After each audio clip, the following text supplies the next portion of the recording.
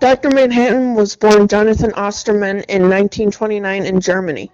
His father was a watchmaker, and John planned to follow in his footsteps. One of his first memories was when he was 9 years old, and his father gave him a complicated clock as a birthday present in order to teach him that time has weight and power.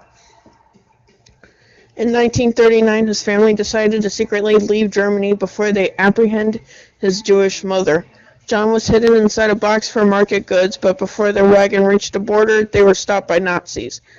John's mother ran away in order to distract the soldiers from searching the wagon, giving ample time for his father to kill both of them, but she was killed in the process. They reached New York, and Joseph worked for a watchmaker. When the U.S. drops the atomic bomb on Hiroshima, John is 16 and lives with his father in Brooklyn. The summer morning after the event, he was studying the pocket watch of his father in their kitchen, presumably in training to take his profession.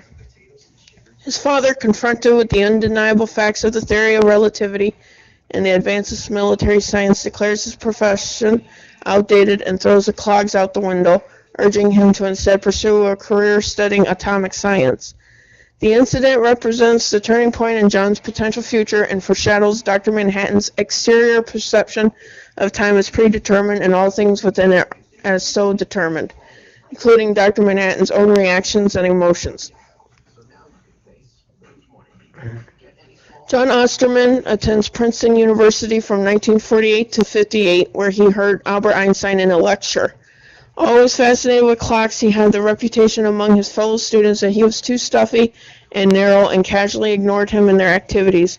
Nonetheless, an attractive girl was interested in him, and once she attempted to invite him to hike down the lake with the others, hoping to offer him a chance to be surprised by life. John, however, preferred to finish his job. He graduates with a Ph.D. in atomic physics, and in early 1959, he moves to a research base at Gila Flats, where experiments are being performed concerning the intrinsic fields of physical objects which, if tampered with, result in their disintegration. Here he befriends Wally Weaver and meets Janie Slater, a fellow researcher who buys him a beer. They eventually become lovers.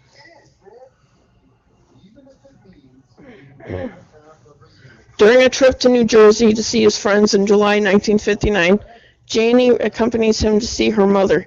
She doesn't answer the phone, so they spend time in the Palisades amusement park. Thinking they are a couple, a bartender calls them so and takes a souvenir picture.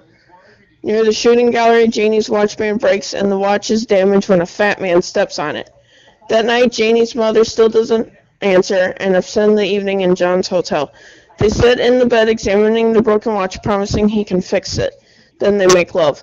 1 month later, on August 20th, 1959, shortly after his 30th birthday, John plans to give Janie the repaired watch, only to discover he had left it in his lab coat, which is inside the intrinsic field experiment test chamber. While John is inside the test chamber retrieving his coat, the door closes automatically, locking as a safety feature in preparation to disintegrate test block 15. Unable to open the door or override the countdown, Osterman's colleagues, save for Janie, who cannot bear to see the last moment and flees the room, can only watch horrified as the countdown for the current experiment shortly reaches 0, and John has his intrinsic field removed. Bathed in the radiant light, he is torn to pieces from the force of the generator, instantly vaporized, and officially declared dead. Soon after the accident, Dr. Milton Glass attempted to reverse the intrinsic field generators in an attempt to recreate him, but this failed. He then announced the news to his father. A token funeral is made in his honor, and Janie put their pick behind the glass of the bestiary.